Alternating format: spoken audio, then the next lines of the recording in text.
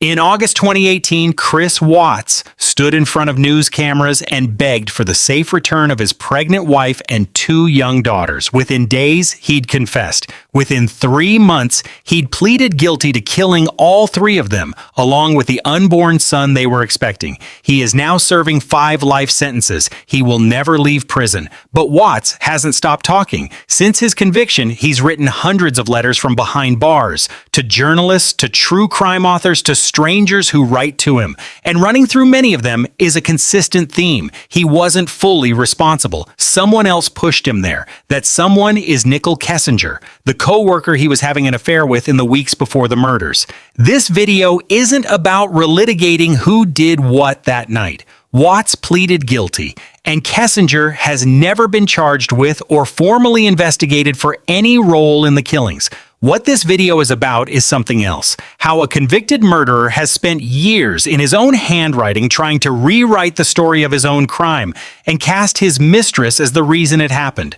To understand the letters, you have to understand the timeline. Watts met Nicole Kessinger through work in the summer of 2018. Their relationship escalated quickly. Investigators later found cards Watts had sent Kessinger, photos of the pair together, and emails between them. Weld County District Attorney Michael Rourke later described what those materials revealed. It appeared Watts had every intention of starting a new life, clean of his wife and children, with the woman he called the love of his life. That detail matters because it's the piece of the story that's actually well documented. Watts wanted out of his marriage, and he wanted a future with Kessinger. That's not speculation. It's backed by physical evidence investigators pulled from his phone and hers. What happened next is where the story gets murkier and where Watts's own account has shifted more than once. Watts's first version of events given to investigators was that he'd confronted his wife Shanann about wanting a separation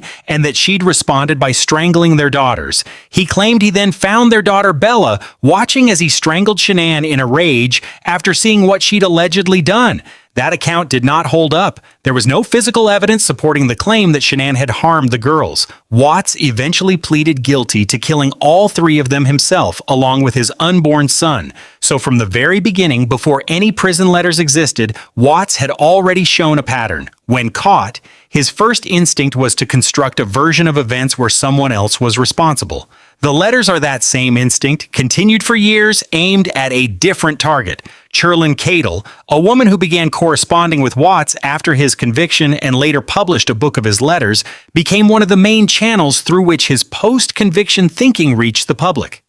In one letter, dated March 2020, Watts described Kessinger using biblical language, calling her a harlot and a Jezebel, and writing that her flattering words had brought him low, comparing them to honey that concealed a chamber of death. Read that again. He's not describing a woman he had an affair with. He's describing, in the language of Scripture, a temptress who lured him toward destruction, as though his own choices were something that happened to him rather than something he did. According to Cadle, Watts went further in private conversation, telling her that meeting Kessinger was the reason he killed his family, that being with her made him feel free, and that he felt no remorse for what he'd done. That's a remarkable thing to say. Not, I regret what I did, not even, I don't understand what I did, but meeting her is why I did it. It's worth pausing here because it would be easy to hear all of this and walk away thinking Kessinger must have known more than she's said or played some hidden part in what happened. That is, in fact, exactly the reaction Watts's letters seem designed to produce. But here's the distinction that matters. Wanting a new life with someone is not the same as being told or somehow being part of a plan to kill your family for it. Since Watts pleaded guilty to all 4 murders, Kessinger has never been formally investigated in any way in connection to the murders. She was in frequent contact with Watts both before and after the killings, but that alone was never treated by prosecutors as evidence of complicity. It was treated as evidence of the affair that gave Watts a motive to want his family to There's a well-documented pattern in cases like this, where a person who commits an act of extreme violence looks for a narrative that distributes the responsibility elsewhere. Watts had already tried blaming his wife. When that didn't survive scrutiny, he moved on to blaming the woman who, unlike him, was never in that house the night his family died. It's also worth remembering what Kessinger's documented role in this case actually was, because it cuts directly against the picture Watts has tried to paint. She was the one who told investigators, "I wonder if there's more to this story than I know," as the search for Shanann and the girls was underway. The DA's office later said the information she provided was pivotal to the investigation. She cooperated. She was never charged with anything. That doesn't mean every question about her has been publicly answered. There are still people who've picked apart her early interviews and found her explanations at times inconsistent, particularly around what she knew about Shanann's pregnancy.